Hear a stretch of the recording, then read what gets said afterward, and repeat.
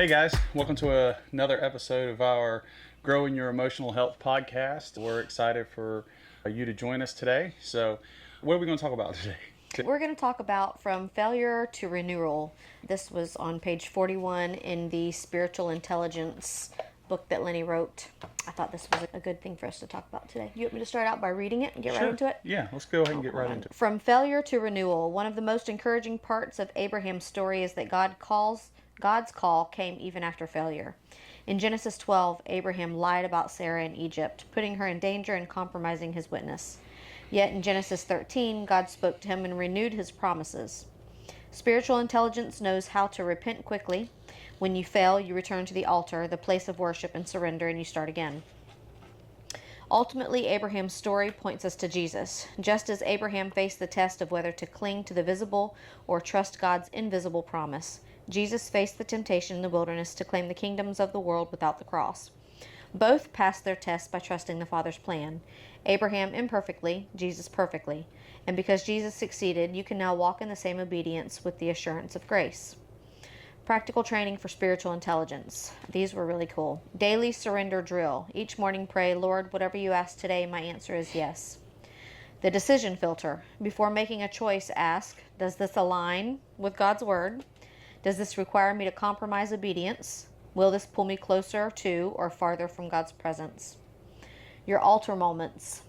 Identify a physical place where you meet with God consistently. Make it a sacred place. Vision practice. Write out the promises of God you're believing for and review them weekly.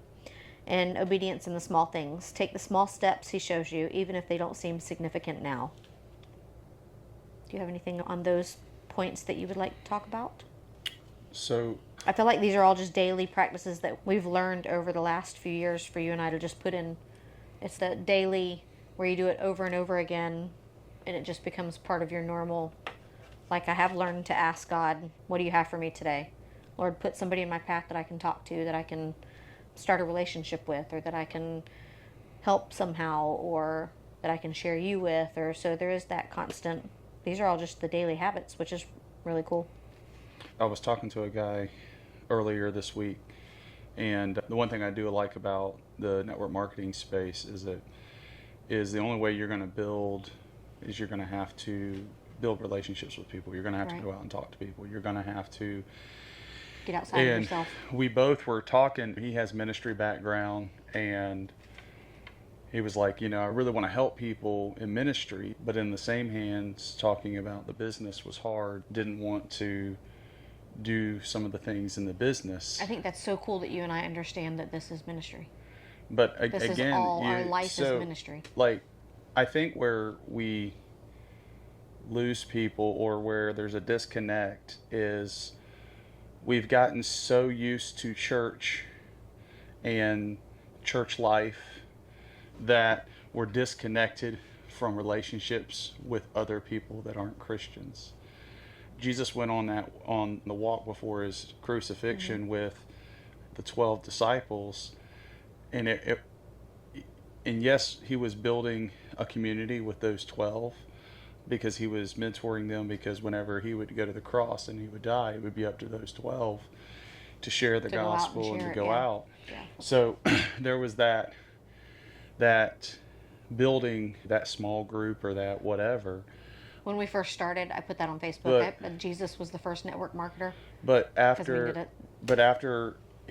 as he was building them, he was about his mission, preaching to the 5,000, preaching to you know what I'm saying? Mm-hmm. And he was constantly building relationships. And I think we've kind of gotten it backwards, where we go to church, we have our service at church, and it gets in this routine ritual thing that it's just part of the week. And going to church, that's kind of like our outreach. And it's like, it's so backwards. And then when you get in the network marketing space, and in order to build a team, in order to help people with the products that we have, you have to go out and build relationships. You have to be vulnerable, right?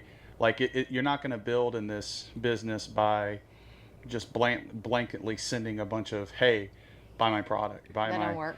It doesn't work. But when you go and you're intentional about solving problems for people, when you're intentional And of listening, genuinely solving problems. yeah, like with us, we have our. That's what I was telling the guy this week. We have a new platform, growyouremotionalhealth.com. Mm-hmm. It's been revamped. And what it is it's a one place where you can go and you can see my books, you can see your books, you can see all things everything us. Speaking engagements we'll be doing, but then you also have our network marketing business on there because it's about health. And our whole purpose is to help people spiritually, physically, and sometimes financially. And so in order, because he was like, well, how do you help somebody? Because how do you help people financially? I'm like, well, we partnered with 3 because in the network marketing space, you don't have to have a whole lot of money. We're both traditional business owners, and I've owned several different companies. You have owned several, and it's cost us to start those things. And so your average person doesn't have that, and so when you can get into a network marketing space, you don't have to have as much money, and you can teach them how to do all the things that we've been doing for years. Yeah, and have them build something for themselves, not for somebody else. Correct. Yeah. And it's not, we don't separate, and when I offer my services to help somebody, is it counseling you need? Is it, well, here's my books. Is it financial? Well, here's a business that and I can teach you the multiple years of business experience and mentor you that way. And I really think this whole Great Commission and how we are to go and reach people, I feel like in the church, and not putting our church down, our church is a great church. Yeah. I'm not putting any church down. I'm saying church as in a whole, as an organization, is we leave the ministry up to the pastors, right? And our church is just where we go to recharge whatever. But we should be about building relationships Monday through Saturday. Yeah. Sunday was meant, and the church was really meant to rebuild the Christian, encourage the Christian.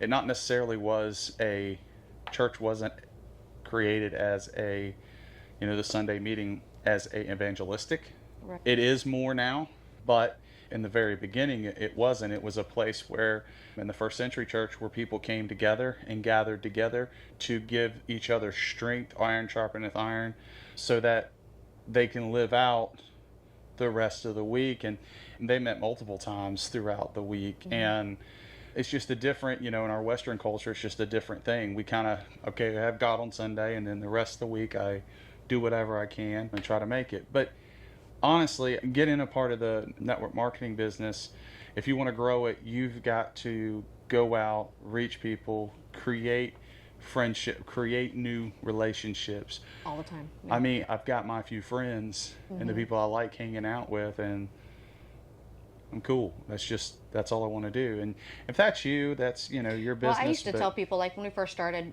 when I was still learning what this business is, and people would be like, oh, I'm not a people person. I don't like people. I don't like, and you really get into that. Okay, are they hurt? What's the reason they don't like people? Some people are they're happy just being by themselves at their house. And I've come to the place now, where we're into this and I understand what this really is. If you are not willing to change and you're not willing to get outside yourself and meet new people and talk, then this is not the thing for you. Yeah. Can they change? Absolutely. Can someone come in and change and grow? Yeah, we've changed and grown a lot.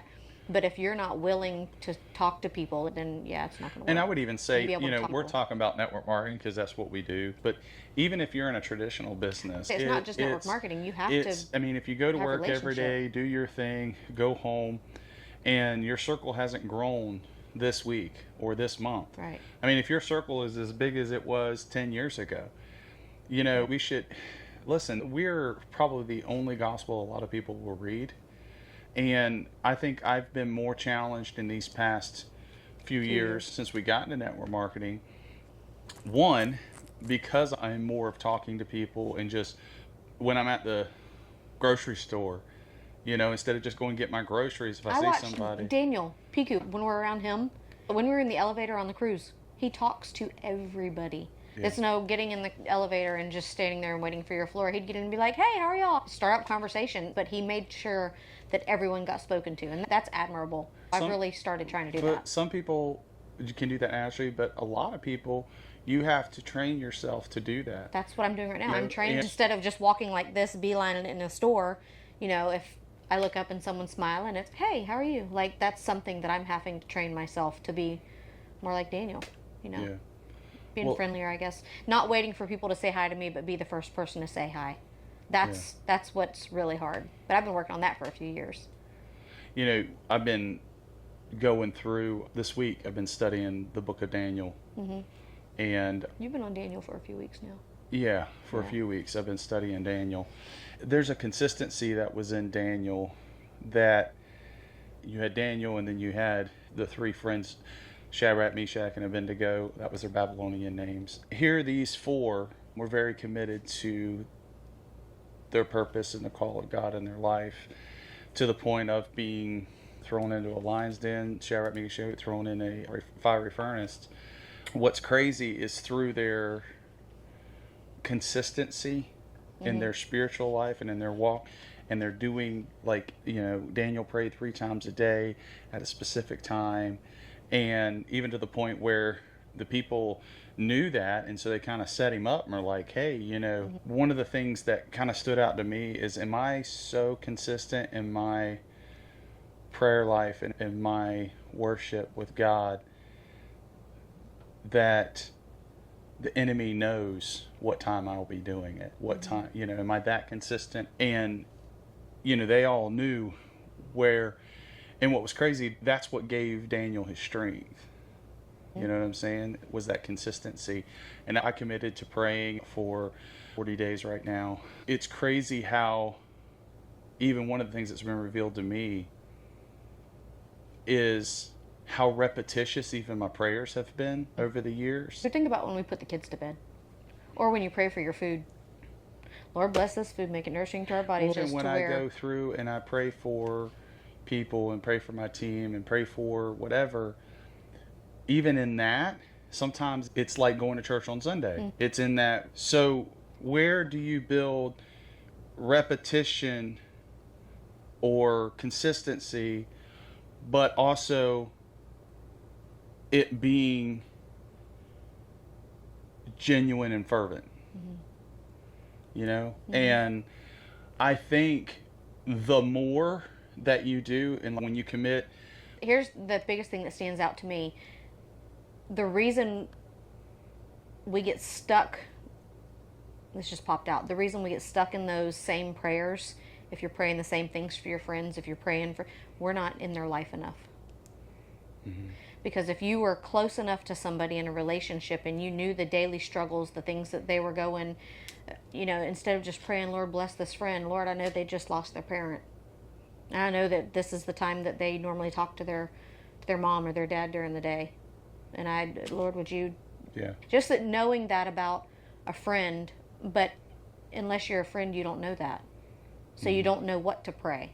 You know, sometimes I'll reach out and I'm asking people, like, how can I pray for you today? And it's because I don't know you well enough to know that today at 3 o'clock you're going to be needing this or that. So that's a drive to get to know people. But again, points back to relationship. Yeah. Well, I mean, are you truly building intimate relationship people? And that was kind of one of the conversations that I was having with a friend of mine yesterday, was, you know, you have to be, are your conversations driven by knowledge, like building knowledge of the person, or are you doing it for your benefit for something, right? Like, I'm only talking to them because there's something I need. And we don't want to be that. We're not. And that's why, like, one of the things I learned with network marketing is when you come across that way to people, that's a turnoff. Hey, I've got this opportunity, I've got this thing, I really need you to it comes across that you're not really genuine. Yeah, and you just want to sell them something. Yeah. But one thing that I've learned in these past few years is, because I was pretty bad at that. I called friends and people I know or acquaintances, they only talked to them whenever I had a job, something I needed them to do, or to talk about work or to talk about things, but not talk about their life. Matters. Yeah. And you really want to change your perspective on people. Is one, be vulnerable with them and truly ask them questions. Listen to them.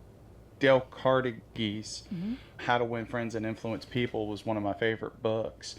But then he also has one on conversation, how to build a conversation. And in truly listening to somebody is being able to, it's almost like a dance in the conversations, like a dance, and you ask them a question. And then based on their answer, you either ask a further question or you interject with something that would interest them. And you're basically pulling out of them what's interesting to them. And a lot of times, in sales, they talk about people are self-focused anyway. What can you do for me? If you can help, if you can solve a problem for somebody and you make it about them, then that's business in general. Yeah, they're less like, oh, okay, well, yeah, but I don't know where I was going with all that. Anyways, we're talking about the call. Sorry, we both ADD and get off track. So the challenge in this, Abraham's life reminds us that the call of God is not a one-time event. It's a lifetime journey. It will test you, it will bless you, and it will change you. Something we've done a lot of the past few years. All right, the call is relentless, and your spiritual intelligence grows every time you answer. The relentless God who pursues you, the God who will not let you go. If you've ever felt like you've been running in a circle, drifting, or even trying to hide from God, I have good news for you. You can't outrun him. You can't hide in a dark enough cave or wander far enough into the wilderness. Our God is relentless. He is after you. He does not lose. 12 times in 13 chapters of Genesis, God shows up in Abraham's life with a clear, personal call. Each encounter is a reminder. I am pursuing you. I am drawing you into a new place. I am not letting you stay where you are. When you realize that God is relentlessly pursuing you, it changes everything. It means that your life is not random. It means you're not just floating down a stream like a dry leaf, waiting to see where the current will take you. It means you're being called intentionally, directly, by the Creator of the universe. That's powerful. And here's the truth that is both comforting and convicting. You cannot live a truly great life without the Holy God. Without Him, you are just reacting to this life instead of being led by purpose. Without Him, you're settling for survival instead of living in destiny.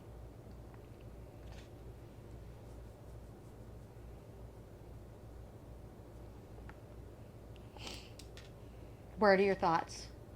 Do you remember a time where you were living in one and switched over to the other? Because I do.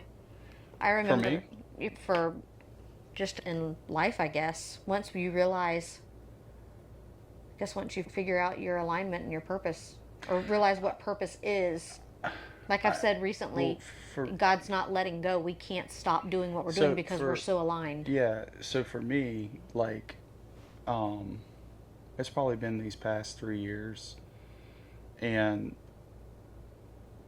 I can see that God is before us, and I can see the vision of His purpose for us. And honestly, I really do want to help people spiritually, physically, financially, emotionally, because that's what's always been. Served in ministry before, and a lot of times I was looking at a church to give me that charge or opportunity or whatever. But when God calls you, He calls you up and then calls you out. And I've had so much go on in these past 2 years in my life physically. Before I really needed the physical intelligence, God went before me for me to write it. And it's one thing when you read someone else's words, but when you read your own, when you read what God has said, it's so cool because you stand back and you look and you see God's providence in your life. You see God going, God put this in your spirit because He knew you're going to go through a heart attack. You're going to go through your kidney shutting down. You're going to go through all this. And not that you didn't get it when you wrote it, but you got it again in a different way. I got it in a different way. To reread it after the experience. When I was writing it, it was almost like preparing a message you're going to preach on Sunday, and then God you said, do okay, have a now walk thought. it out. You do have a lot of pastors will say, I wrote this message for me and then I spoke it. And truth be told, a lot of them don't.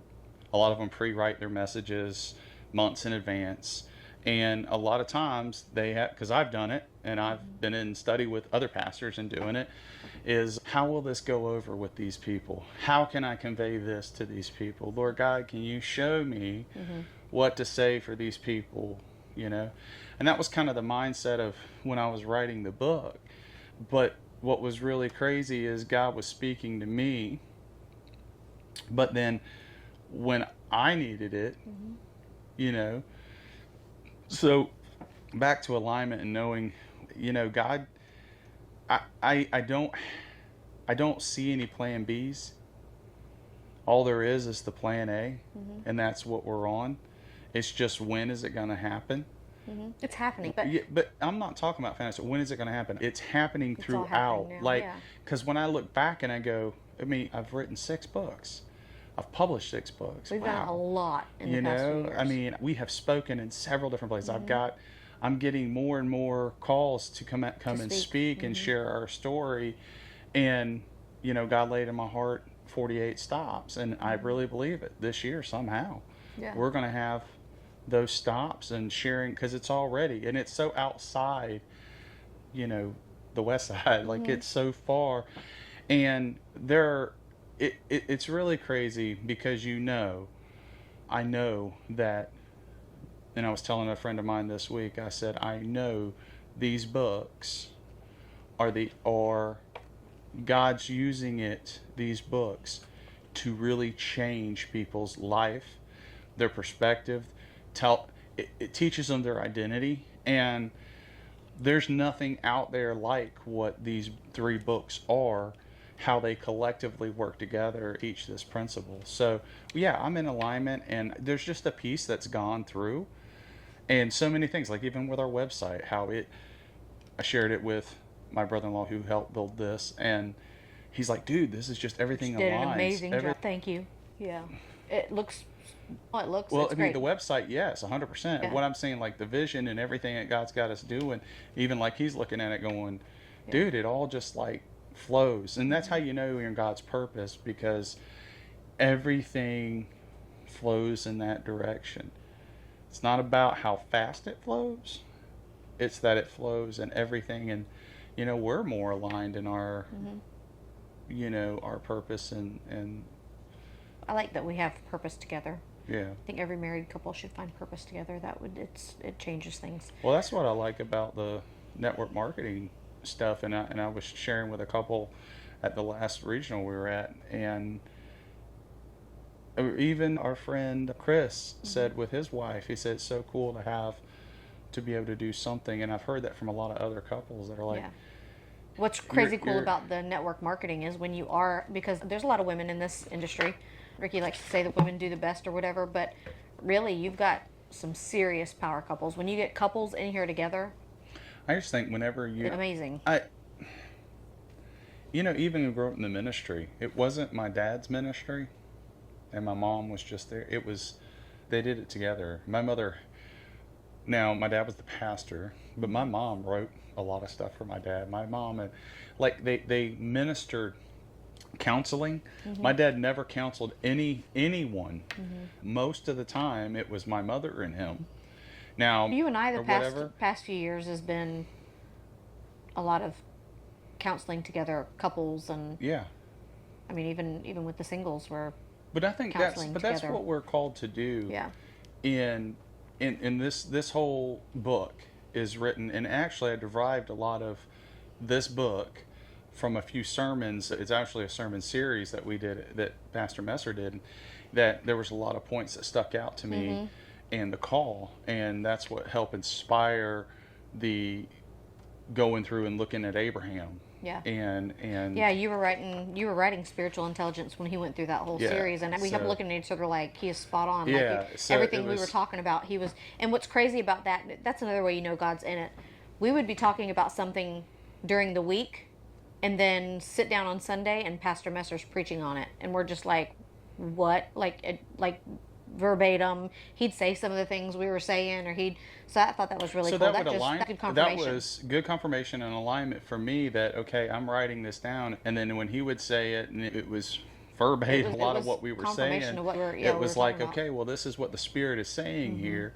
So it needs to go down in this book. And that's how you know you're in the purpose. You have confirmation from others like Yeah. that. All right, we're going to move on. The call of God, not a minor interruption. We often treat the call of God like a tap on the shoulder, a small nudge that we can get to when it's convenient. But in Abraham's story and in yours, the call of God is never a minor interruption.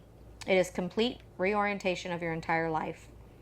When you hear God's call and truly respond, it changes how you treat people, how you handle your marriage and singleness, how you raise your children, how you use your time, how you view your finances, and how you see a place in the church and the world. Jesus didn't come to take sides in your life, he came to take over. When God called Abraham in Genesis 15, Abraham was already on the journey. He had already followed God into a new land, but the call wasn't a one-time moment. It was a continual drawing into deeper faith, deeper surrender, and deeper trust. That's how God works with us too. So, just in the past couple of years, I guess this is what this podcast is going to be about, how you treat people. We are learning. We treat people well. Like we've always I haven't always. people well, but we're learning to treat them better. We've learned a lot. I feel like I'm going deeper with people. Yeah. This has taught us how to be in better relationships. Better relationships and deeper. And I think almost to the point of more of a building an intimacy with people. Yeah. And it's really pushed us for that. But in order to build intimacy with people, you have to be vulnerable with people. And you have to sit there and you have to tell. I noticed a huge change at convention a couple years back when Daniel got up there and shared his heart and what he was going through. Yeah. The interaction of people with Daniel, he's no longer this, and Daniel's the CEO of our company. He's no longer like just the CEO up here. Like he's here with the people. Like his vulnerability was, and he was when you're vulnerable, it doesn't, whatever your status in leadership is, vulnerability allows you, it builds a bridge of intimacy with people. Like they go, okay.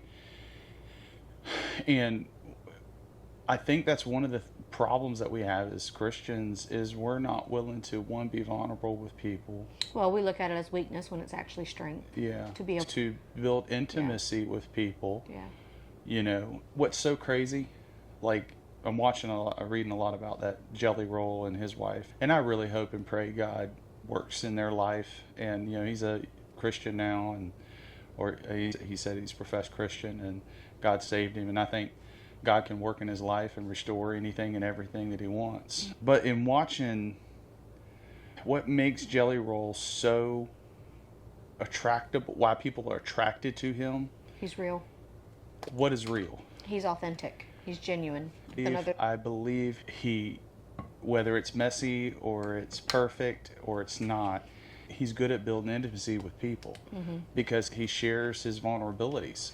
He shared his weight loss journey. He shared his addiction problem. He shared he was in the prison. He doesn't hide from a lot of things in his life. And to the point that he is so vulnerable, people are freaking out because he's not sharing all the details of why he's separating from his wife.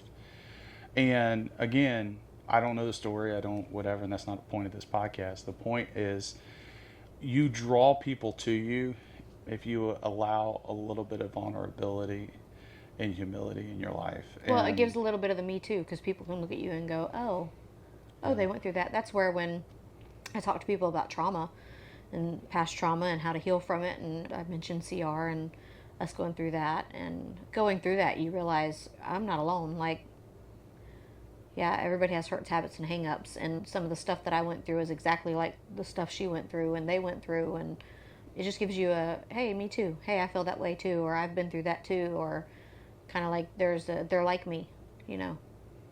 And if they got through it, then so can I. And that's my thing with trauma. If I got through some of the stuff that I went through and healed from it, so can you. There's hope. There's always hope. It's okay to be broken, Mm-hmm. and allow people to see you broken. But when you have the faith, when you have Christ in your life, His light's going to shine through your cracks. Yeah. And I don't remember what pastor said that, but he's like, I like that. Christ loves shining through cracked pots. It's because it's His light. His light will shine through that. So you're not perfect. He is. And I think sometimes we get in this trying to be like Christ, that or appear to have it we all together. think if we have it all together, or we look like this, whatever. But some of the most cracked up people were the ones that hey, I remember Pastor Tim. One of the things that drew me to him, he was telling his story, and he would say, he says, listen, I don't deserve the second chance I got in my life. I should be a greasy spot on the Mexican border somewhere. Yeah. He'd always say that in church, and because he was doing, he was telling me a story about stupid stuff he was doing when he was younger or whatever. And but when he found Christ, in the 70s, he got his life, and God made an imprint, and you see so many like that. You watch Greg Laurie and his story, from whenever he accepted Christ. And Orvin, talking about Orvin's story. My friend Orvin, who was a Baptist preacher, but he was tattooed and everything. It was really crazy. I miss but them. He was really cool. I remember his story telling me that he sold to a undercover cop, and he was running from the cop, and he threw the drugs, and it was like a little tiny hole in a trash can on the stairwell, and it was perfect. He said God allowed that to go. He said because if he would have been caught with that, he would have spent probably 3/4 of his life in prison because of how much he had on him and what he was doing. You're allowed to tell this story on podcast? Yeah. But he said the cool thing about it was that God gave him a second chance, and when God changed his life, and then he went to Bible school, and then he did everything he did. It's really cool to see that. Like, God can use people, and He's always working in your life. You just have to trust Him and let Him work, Yeah. The part about God not letting go, you've talked about that with your story. Like, the more you tried to push God away, the harder He came after, the louder He got. So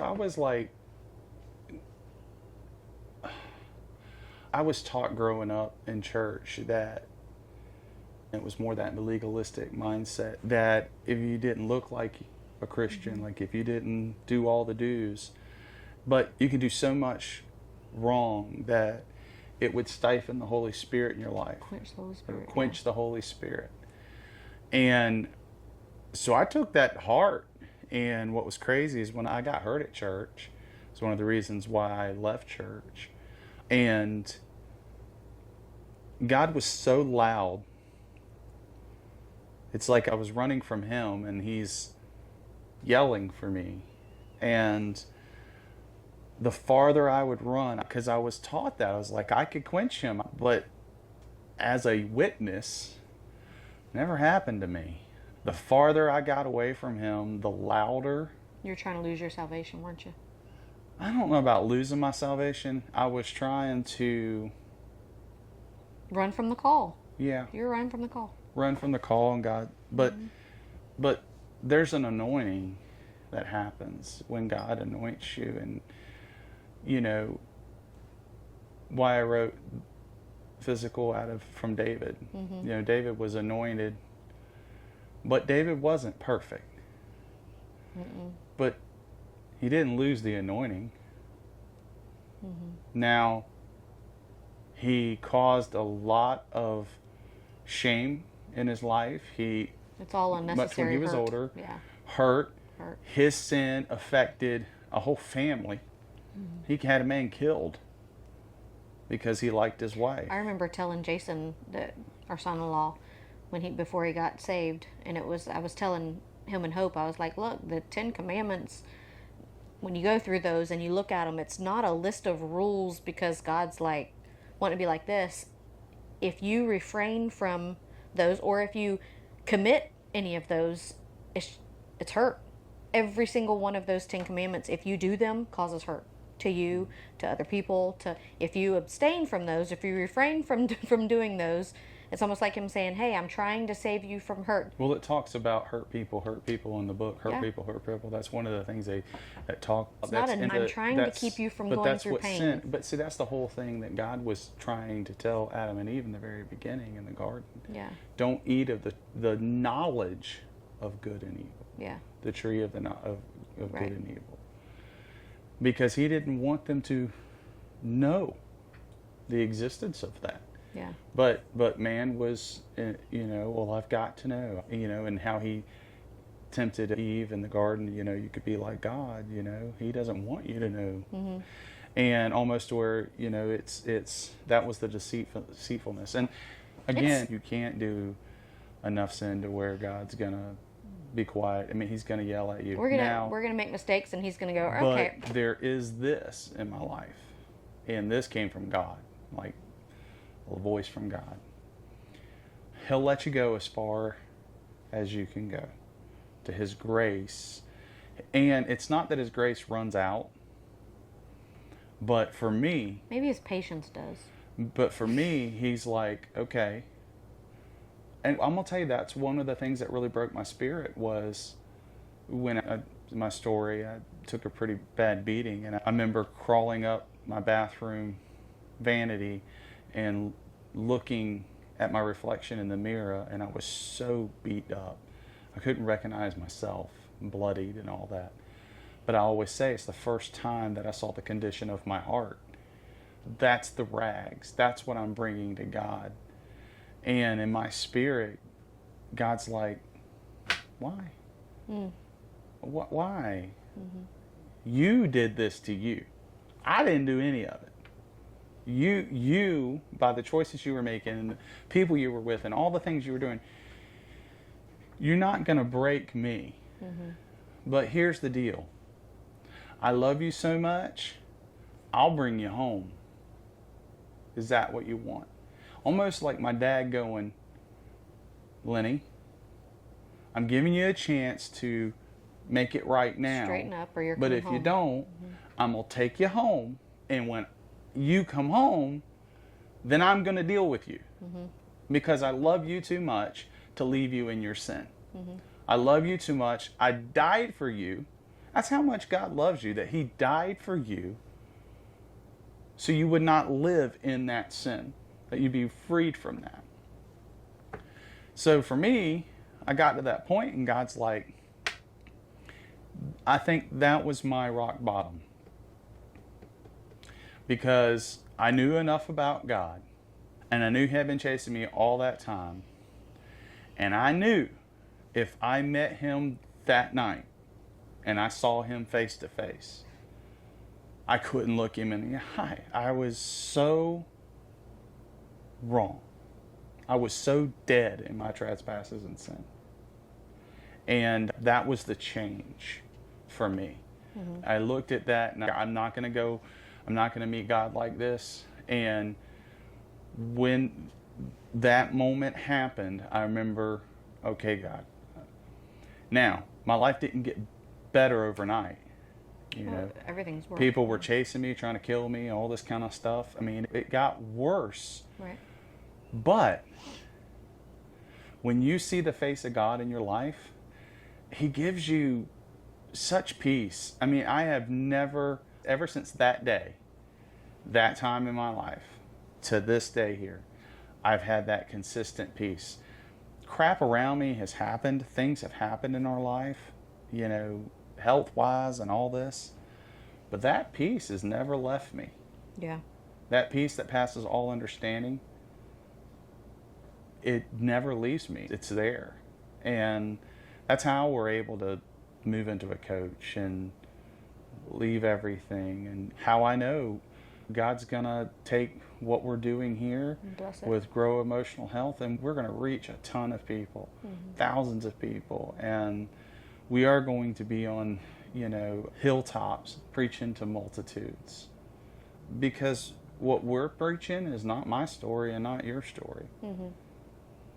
It's the story of the Father. Mm-hmm. It's just his story. And we'll tell you a secret. I can sum up the secret very quickly for you. What is the purpose in your life? The purpose in your life is honor and glorify God with your whole being. Mm-hmm. Everything you do, your work, your ministry, your whatever it is it pointing to the Father? Is it pointing people to the Father? That is your That's what we're here for. Mm-hmm. That's it. Until and what you choose to do or how you choose to get how there, you choose to do that's it, up to you. That's up to you. Mm-hmm. I mean, look into your gifts and say, well, Lenny, because people ask me all the time, I don't know what my purpose is. Well, what is it? I talked to a guy yesterday, and he's like, I really feel like I need to write this and write. I'm like, okay, well, maybe that's part of your purpose. You don't know until you start writing. Mm-hmm. I had no clue that I was ever going to write 6 books. Mm-hmm. But now that I've written 6 books, I know in my spirit I'll probably have over 20 books that I'm going to write. Mm-hmm. Because I have them all in my... It was funny. I was earlier today and I was thinking about that you just brought it up was funny. Kids struggle so much nowadays, not nowadays, they always have. When they're in school, what are you going to be? What are you going to be? What are you going to be? And I've always pushed mine to chase after their passion, use their talent, do whatever they're good at, and the money will follow. Like, you don't have to get up and do something you don't like doing every day. Get up and do what you enjoy doing. Like, if you become a master at that, people will pay for it, for your mastery of that, whatever it is. I don't care if it's riding horses or singing or dancing, or how many people are out there making money or doing music lessons. You become a master of it, you'll have them lined up. I mean, that used to be people on TikTok all the time that are doing that. And that's, bringing up somebody's talents, or if you don't know what your purpose is, what are you good at? What is your talent? What do you enjoy doing? The cooking thing for you. I'm like, why are you not cooking? Not in a restaurant necessarily, but your Alfredo is like the best I've ever had. And everybody that ever has it is like, oh my gosh, this is the best Alfredo. You can't go to anywhere, any restaurant, and get your Alfredo. Cook it. Mm-hmm. People will buy it. All they have to do is eat it once. They'll be like, I'll pay for it. If they ate it once a week or once every...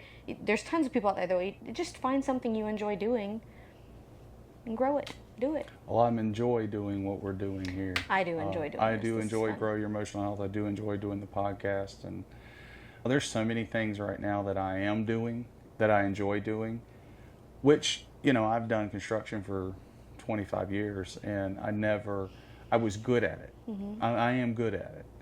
But it wasn't fun. I didn't enjoy it. Like, I didn't wake up every morning going, I can't wait, It's never been that.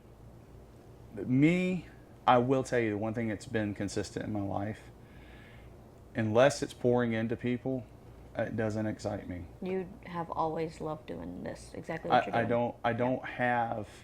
So for the first time in your life, I'm doing what I love doing. Yeah. Because I don't have hobbies. People are my hobby. Yeah. I do like photography, but I love taking pictures of people. Everywhere we go now. But I don't know if we covered everything we wanted to cover today. I covered everything. But again, that's the way these podcasts are. We sit down, we talk about life, we talk about what's going on in our life, and we do have our new website, growyouremotionalhealth.com. Please go check it out. It has our podcast on there. You can reach us for anything. If you need some counseling for some things, if you need my books, if you need whatever it is that you need, you want to partner with us in a business, whatever it is that you need and you want, and we can help you get from where you are to where you want to be. That is, or what God, I'm going to say, from where you are to where God is calling you to be. That's our purpose. That's what we want to do. And, we want to kind of come alongside of you and be a part of that. We do have our YouTube channel. You can check us out at growyouremotionalhealth.3 on YouTube. We're on Spotify now. I'll be uploading some more, and we're coming soon to Apple Play. So we'll be on all the platforms so you can kind of watch these. And we're going to be doing some interviews with several friends of ours. We have talked about that. I'll be bringing Tim Patterson on. I'm going to be bringing several other great godly men to be talking about different things. And so tune in and like and subscribe and all that other good stuff. All right, guys, we love you. Love y'all. Bye. Blessings.